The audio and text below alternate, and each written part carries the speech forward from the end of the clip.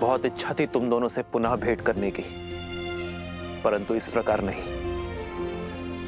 मन में कई प्रश्न हैं जिन्हें सर्वप्रथम अयोध्या में धर्म का गान गाते सुना था तो मन में आदर उठा था। राम राज्य की हर कल्पना को साकार करते दिखाई दिए तुम दोनों। जहां गए असहायों की सहायता की, पीड़ितों की पीड़ा हरी, असुरी शक्तियों का विनाश किया। मन आतुर था तुमसे भेंट करने के लिए, तुम्हारी पीठ थपथपाने के लिए, परंतु अचानक धर्म के प्रतीक अश्व को रोककर राज्य के विरुद्ध क्यों खड़े हो गए तुम दोनों? मेरे भाइयों, मेरे साथियों को हानि पहुंचाई, कदाचित तुम दोनों को समझने में मुझसे भूल हो गई है। और अब जब ये युद्ध आवश्यक है तो अपने धनुष को नीचे रख दिया। क्या इसे भी तुम दोनों की कोई चाल समझूं मैं, या फिर ये समझूं कि तुम दोनों ने अपनी पराजय स्वीकार कर ली है और धर्म के आगे नतमस्तक होने के लिए सज्ज हो तुम दोनों? प्रश्न तो हमारे मन में भी है राम जी। जिन्होंने रावण का वध कर संसार को तारा, देवी अहिल्या को मुक्त करके समाज का उद्धार किया, जिसने मर्यादा का पाठ पढ़ा, मर्यादा पुरुषोत्तम बने, श्री राम के आगे शीश झुकाना ही धर्म है, शस्त्र उठाना नहीं। हम जानते हैं हम कदाचित आपसे कभी नहीं जीत पाएंगे। और यही नहीं, डॉक्टर सत्संभाली, आप ही को ईश्वर समझाए। राम कथा गाते सुनते आए हैं, जन जन तक रामायण की सीख पहुंचाने का प्रयास किया है हमने, क्योंकि रामायण केवल पुरुषोत्तम श्री राम की माँ गाथा ही नहीं, अभी तो जीवन जीने का मार्ग है। यदि मन में मेरे प्रति इतनी ही शाश्वत भक्ति है तो फिर मेरा विरोध क्यों किया? क्योंकि प्रश्न न्याय का है। रामायण केवल आपकी गाथा नहीं है महाराज श्री राम, उसमें एक नाम और भी जुड़ा है जिसके बिना श्री राम भी अधूरे हैं और रामायण भी। और वो नाम है देवी सीता।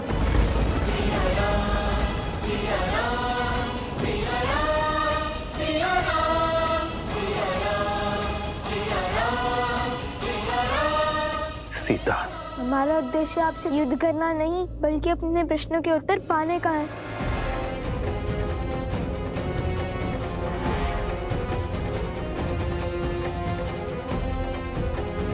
कैसा प्रश्न? वो प्रश्न जो हर उस जन के मन में है जिसने रामायण पढ़ी, सुनी या घटित होते हुए देखी। वो प्रश्न जिसका उत्तर ना मिला तो रामायण की कथा को कभी संपूर्ण नहीं होने देगा।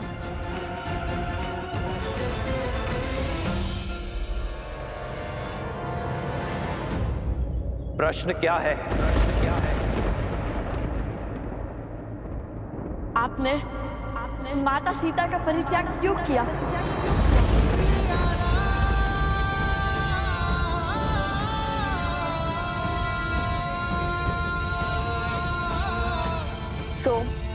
कुछ पूछ रही हूँ। कहाँ है लवकुश? और प्रसूता से तुम्हें लवकुश के साथ आने का संदेश भिजवाया था, तुम यूं अकेले क्यों आ गए? ऐसी कौन सी बात हो गई माता जो हम तीनों को साथ में बुला लिया?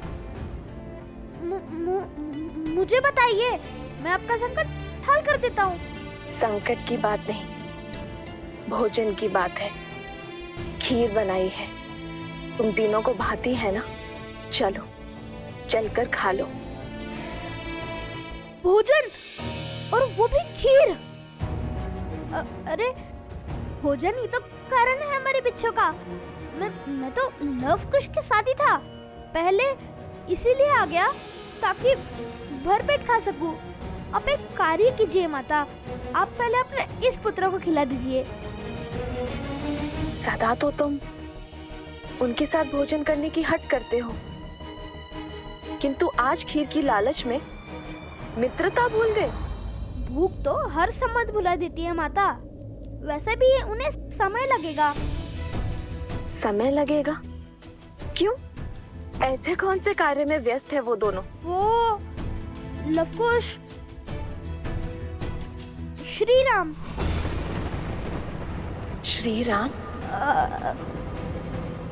श्री राम कथा माता।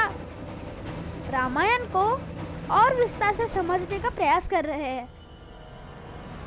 रामायण को समझने का प्रयास? किंतु वो दोनों तो रामायण का एक एक शब्द समझते हैं और संसार को भी समझाते हैं। अकस्मात ऐसा क्या हो गया कि उन्हें रामायण को विस्तार में समझने की आवश्यकता पड़ गई? वो क्या है ना माता, श्री राम माता सीता लौटने के बाद जो घटा, उसी को लेकर उनके मन प्रश्नों से भर गए हैं। बस उसी का उत्तर जानने का प्रयास कर रहे हैं। तुम दोनों ने प्रभु के दर्शन किए? माता, श्री राम केवल वीरों के प्रभु हैं, नारियों के नहीं। उत्तर दीजिए श्री राम, जो ग्रंथ है जग में सबसे पावन, जिसने सिखाया जलाना भीतर का रावण। इसका आधार शुभ कर्म है, जिसने प्रेम दिया, ममता और त्याग समर्पण का मर्म है। पर जिसके अंत में प्रश्न बढ़ा, जो हमारे मन में शीश ताने खड़ा। जब राज धर्म था सब कुछ ही, फिर क्यों पत्नी व्रत का वचन लिया? क्यों त्याग दिया उसको, जिसने बरसों संग वन में गमन किया। जो राम है जग में पतित पावन, केवल सीता माँ के कारण। जो पतित का सीता को त्यागा, तो क्या उस राम में भी बसा है एक गुण रावण का? कहिए, क्यों छोड़ दिया आपने अपनी पत्नी को? क्या घटा था ऐसा जिसके कारण आपको ये निर्णय लेना पड़ा? ये व्यक्तिगत निर्णय है। तुम्हारे इस प्रश्न का उत्तर देना नहीं देना ये मेरा निर्णय है। उसका निर्णय जिसका फल पूरी स्त्री जाति पर प्रभाव डाल सकता है, वो व्यक्तिगत नहीं होता। आपको उत्तर देना ही होगा।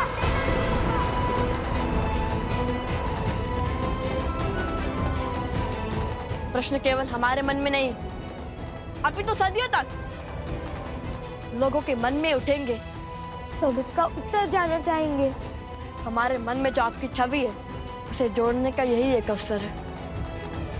प्रभु श्री रामचंद्र के भाल पर ये तिलक नहीं, कलंक समान है। कलंक तो अवश्य रहेगा ये सदियों तक। इसका अर्थ ये नहीं कि आप इसका उत्तर ना दें। राजा पिता होता है प्रजा का, और उनके पुत्र मन में एक प्रश्न लेकर आए हैं, तो क्या पिता अपने पुत्रों के प्रश्नों का समाधान नहीं करेगा? ये निर्णय एक राजा और एक महारानी का था।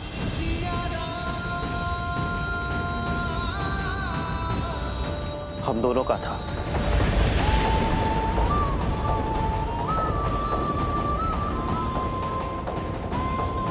मुझे पूरा विश्वास है कि ये निर्णय केवल श्री राम का नहीं, अपितु सीता राम का है।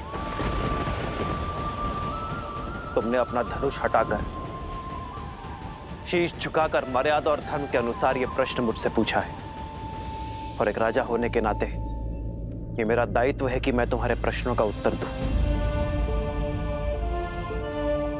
तुम दोनों जानना चाहते हो ना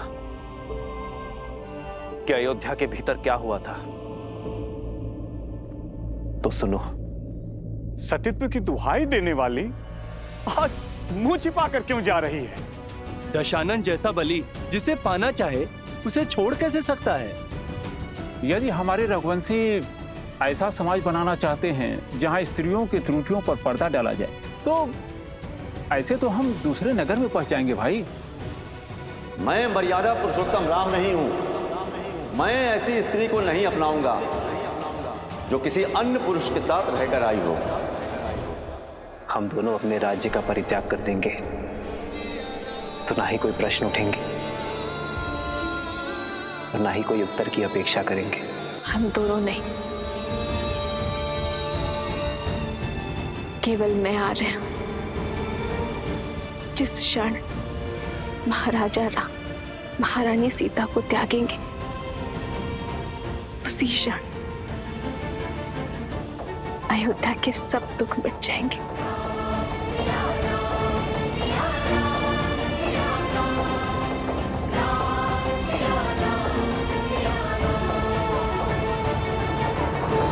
मिल गया तुम्हारे प्रश्नों का उत्तर। मिल गई संतुष्टि तुम दोनों को। अब तुम मेरे प्रश्नों का उत्तर दोगे। क्यों किया तुम दोनों ने ये सब? क्या संबंध है तुम्हारा देवी सीता के साथ? हमारा संबंध हर उस स्त्री के साथ है जिसके साथ अन्याय हुआ। भगवान वाल्मीकि से केवल अस्त्र शस्त्र की शिक्षा ही नहीं ली हमने, अपितु स्त्री के सम्मान की रक्षा की शिक्षा भी ली हमने। अब जब तुम्हें अपने प्रश्नों का उत्तर मिल गया है तो अपना हट छोड़ धर्म की स्थापना में मेरी सहायता करो और उस अश्व को मुक्त कर दो। हाँ पुत्रों, अश्व प्रभु को लौटा दो। अब तो आपके मन का हर संदेह मिट गया ना?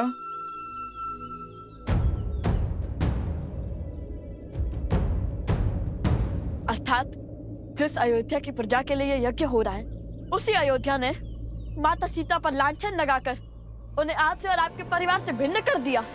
आपसे सुख, संपदा और वैभव सब छीन लिया। जिस स्त्री ने बिना एक प्रश्न किए 14 वर्ष आपके साथ वनवास स्वीकारा, जिसने रावण के पास से निकलते ही अग्नि परीक्षा का दंश भोगा, उस पवित्र देवी सीता पर इतना घोर लांछन लगाने वाली प्रजा को आपने दंड तक नहीं दिया। आपने उन्हें शांत करने के लिए माता सीता से भिन्न होना चुना। प्रजा के मुख में पत्नी का हर समर्पण भूल गया।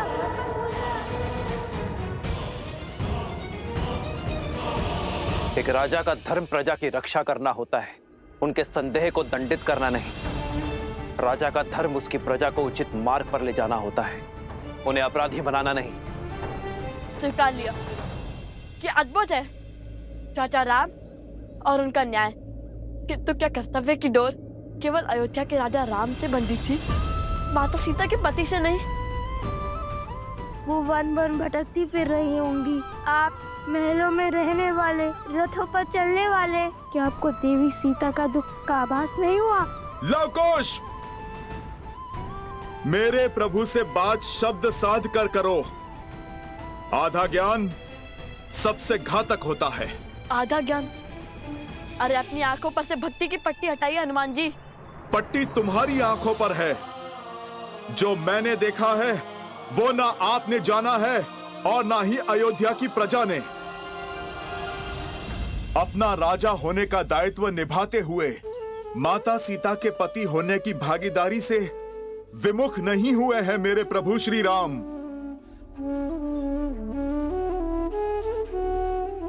राजवस्त्र और राज दायित्व उतारकर सदा वलकल धारण किया है मेरे प्रभु श्री राम ने।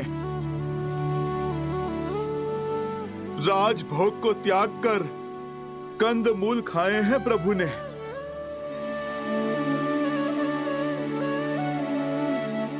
कोमल शैया छोड़कर कृषा पर सोए हैं मेरे प्रभु श्री राम। मेरे प्रभु के लिए तो ये राजवस्त्र कांटों के समान है।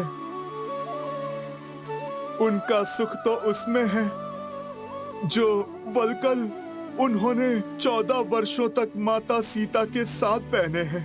प्रभु का सुख तो माता सीता की स्मृतियों में है। राम सिया राम सिया राम जय जय राम। क्षमा करिए, हमें प्रभु श्री राम के त्याग की स्थिति का अनुमान नहीं था। किंतु ऐसा नहीं है कि हमारे प्रश्न अनुचित है। हमने आपके प्रभु को 2 कड़वी बातें कही और आपको इतना क्रोध आ गया। सोचिए जब हमें माता सीता के दुख की सूचना मिली होगी तब हमें कितना क्रोध आया होगा। फिर वन वन अकेली फिर रही होंगी। अपनों से दूर, अपने श्री राम से भिन्न।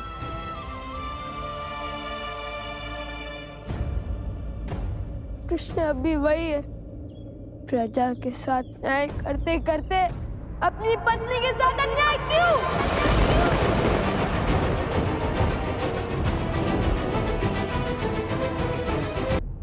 आज नहीं तो कल आपके निर्णय पर प्रश्न उठेंगे जिनके उत्तर के बिना रामायण संपूर्ण नहीं होगी।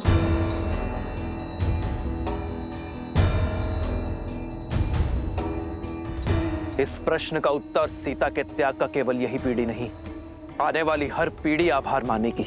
बस आने वाली पीढ़ी की आप बात करते हैं, वो पीढ़ी माता सीता के मुख से इस त्याग की कहानी को सुनना चाहती है। ढूंढिए माता सीता को, उन्हें स्वीकारिए। माता सीता का स्थान कोई स्वर्ण मूर्ति नहीं ले सकती। सीता यहां नहीं आ सकती। तुम दोनों अब ये वाद विवाद छोड़ दो और अश्व को मुक्त कर दो। उद्दंडता की भी सीमा होती है।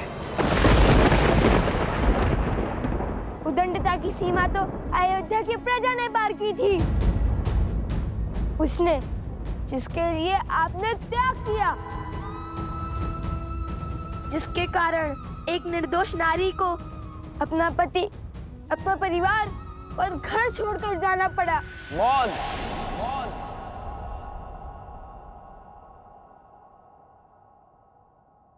अश्व दो, अश्व दो, या फिर युद्ध के लिए सज्ज हो जाओ।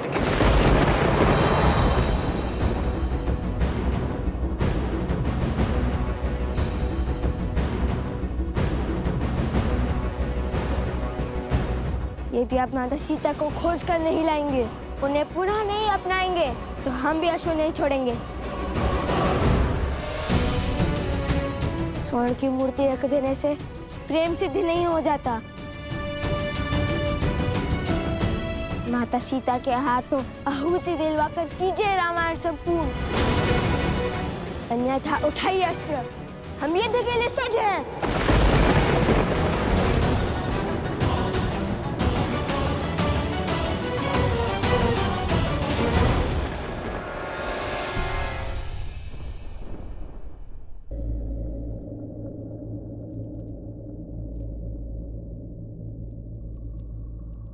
लव कुश अब तक नहीं आए। ऐसा क्या खोज रहे हैं रामायण में? सोम, तुम भोजन करो, मैं उन्हें लेकर आती हूँ। नहीं माता, आप। मैं शीघ्र ही लौट आऊंगी। तब तक तुम भोजन का आनंद लो। और हाँ, भोजन समाप्त किए बिना उठना नहीं। तब तक मैं उन दोनों की सुध लेकर आती हूँ। ये किस संकट में फंस गया? लव कुश तो आश्रम में है ही नहीं और भोजन समाप्त किए बिना उठ नहीं सकता। कहिए श्री राम, खोजेंगे हमारे साथ माता सीता को, रखेंगे स्वर्ण प्रतिमा के स्थान पर स्वयं माता सीता को।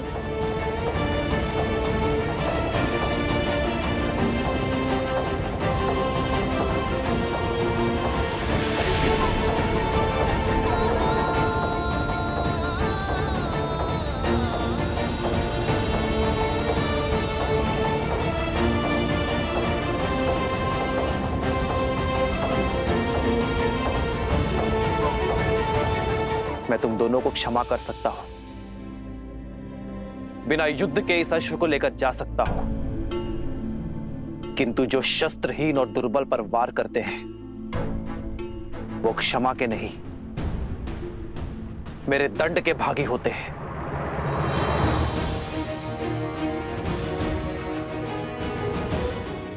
क्या? शस्त्रहीन और दुर्बल? हमने कभी ऐसा पाप नहीं किया। किसकी बात कर रहे हैं आप? संदेह था मुझे, परंतु विश्वास का पलड़ा अधिक भारी था मेरे मन में कि वो दिव्य ऋषि कुमार ऐसा नहीं करेंगे। परंतु कथनी और करनी में अंतर दिख रहा है मुझे। मैं तुम्हारे पाप का दृश्य देखकर आया हूं। लज्जा से नेत्र झुक गए मेरे।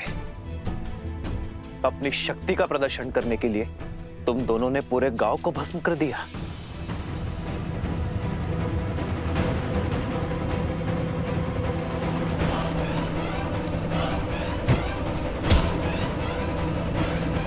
असंभव, हमने ऐसा कुछ नहीं किया। झूठा दोष मढ़ रहे हैं आप हम पर। धर्म के पथ पर चलने वाले लव कुश को अधर्म के संस्कार नहीं दिए वन देवी ने। प्रभु, मुझे भी इन पर पूरा विश्वास है। ये दोनों ऐसा घोर अपराध नहीं कर सकते। इनके चरित्र और संस्कार ऐसे नहीं है प्रभु।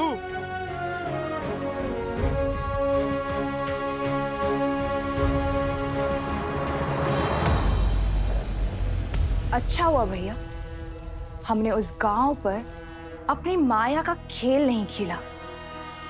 लवकुश बनकर गए अवश्य, पर सत्य में त्राही त्राही मचाकर लौट आए।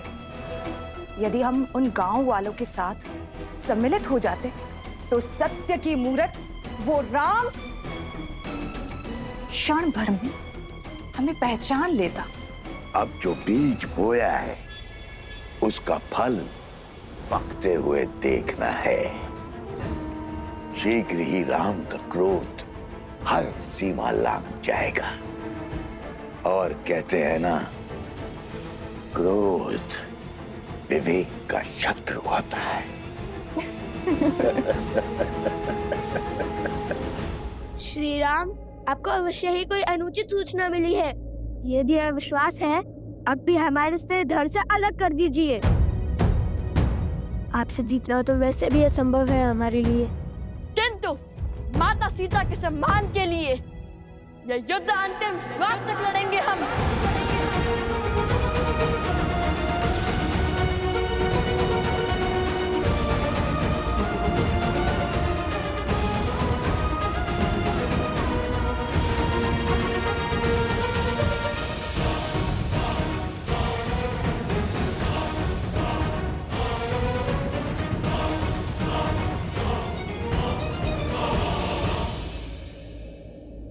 युद्धारंभ होने से पूर्व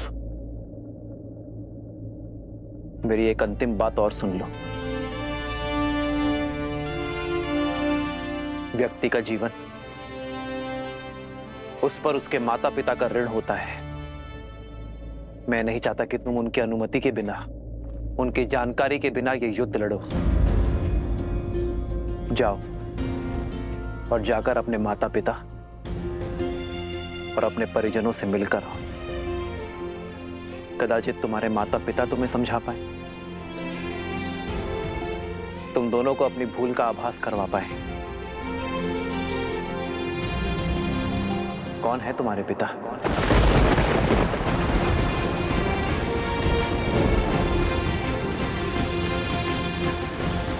लवकुश मेरे ही पुत्र है, श्री राम के तने हैं, रघुकुल के वंशज हैं।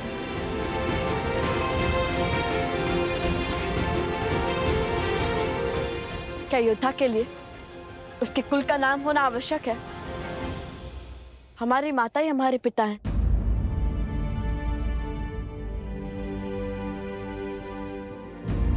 उन्होंने कभी हमें पिता की कमी आभास होने नहीं दी।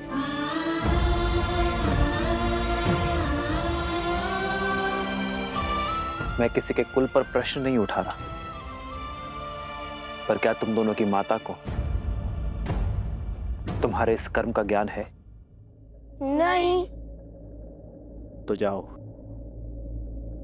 और अपनी माता को इस निर्णय से अवगत कराओ। हो सकता है कि ये सत्य जानकर वो तुम दोनों को ये अनर्थ करने से रोक दे।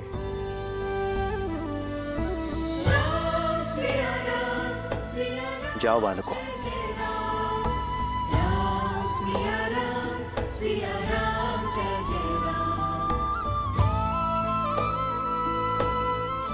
हनुमान जी, हमारे अश्व की रक्षा का दायित्व आपका है।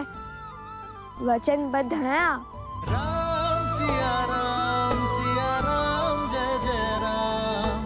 राम सिया राम जय जय राम।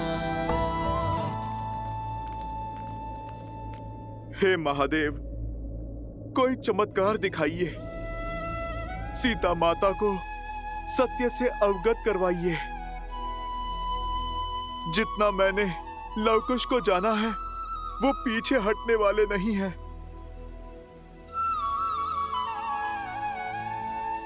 महादेव, अब तो आपके ही अंश श्री राम भक्त हनुमान ने गुहार लगाई है। आप तो नियति का खेल बदल सकते हैं ना। सीता को सत्य का ज्ञात कराइए, अन्यथा एक पिता अपने पुत्रों के अंत का कारण बन जाएगा। ये तो आप भी जानते हैं ना कि लव और कुश श्री राम से नहीं जीत पाएंगे। यदि ये युद्ध हुआ तो श्री राम लव कुश को मार देंगे। महादेव, आप मौन क्यों है? कुछ कीजिए महादेव। अरे माता, कहाँ जा रहे हैं आप? बाहर संकट है, आपने तो कहा था। हाँ, वो मैं। आप तो लवकुश को खोजने निकली थी ना? हाँ, कहाँ है लवकुश? अरे हाँ, वो तो अध्ययन कक्ष में है ना, रामायण के अध्ययन में। मैं उन्हें देखकर आती हूँ। हाँ, वही होंगे, और कहाँ जाएंगे?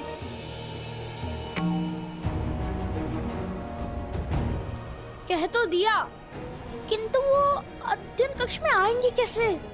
आज हर भेद खुल जाएगा।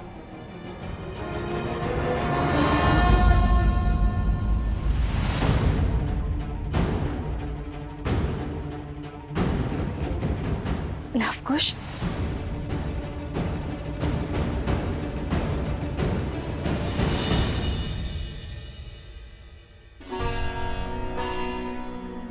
मारे गए।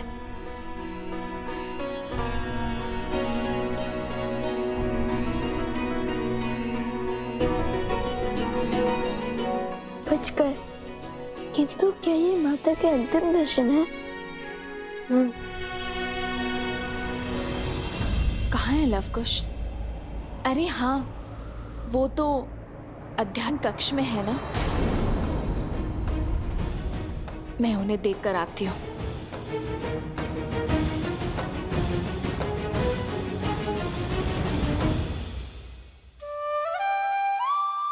बाल बाल बचा भी इसी क्षण निकल जाता हूँ, अन्यथा ये सियाराम के लाल मुझे पुनः फंसा देंगे। क्या बात है, आज इस समय रामायण अध्ययन का विचार कैसे आया? रामायण रामायण तो एक भाव है माता, कभी भी खर कर जाता है। मन में जो प्रश्न व्याकुल किए हुए थे, उन्हें का उत्तर ढूंढ रहे थे। कैसा प्रश्न? जिस निर्णय ने मर्यादा पुरुषोत्तम प्रभु श्री राम पर लांछन लगाया, उन्हें कलंक का भागी बनाया, राम सिया को भिन्न किया, और आप इतने विश्वास के साथ कैसे कह सकती है माता कि इस निर्णय में माता सीता की भी सहमति थी? यह निर्णय माता सीता का ही था। राम सीता का त्याग नहीं कर सकता। किंतु राम सीता का त्याग नहीं कर रहा है। महाराजा राम महारानी का त्याग करना होगा। हम दोनों अपने राज्य का परित्याग कर देंगे तो ना ही कोई प्रश्न उठेंगे और ना ही कोई उत्तर की अपेक्षा करेंगे। हम दोनों नहीं,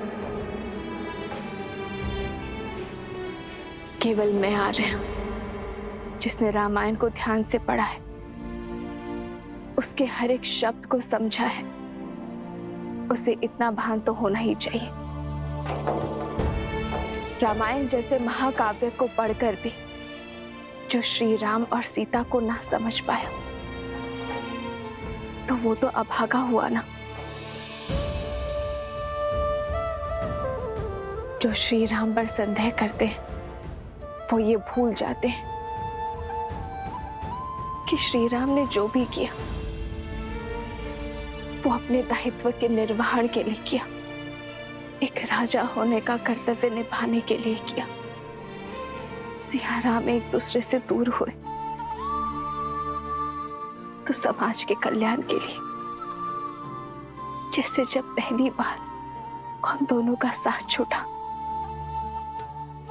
तब संसार ने रावण जैसे पापी दुष्ट से मुक्ति पाई। और यदि इस बार उन दोनों ने अलग होने का निर्णय लिया है तो इस धरती से रावण रूपी सोच का अंत करने के लिए लिया है। इस संसार में स्त्रियों और पुरुषों का स्थान एक समान करने के लिए किया है। अलग हुए नारियों को समान अधिकार दिलाने के लिए। जो रामायण की पवित्रता पर संदेह करते हैं वो अभागे हैं, अबोध है। उन्हें श्री राम के संपूर्ण अयान को समझने की आवश्यकता है, जो समय आने पर स्वयं ज्ञात हो ही जाएगा। कदाचित आप उचित कह रही हैं माता। तो क्या आपके कथन का अर्थ है कि माता सीता और प्रभु श्री राम अब कभी नहीं मिलेंगे?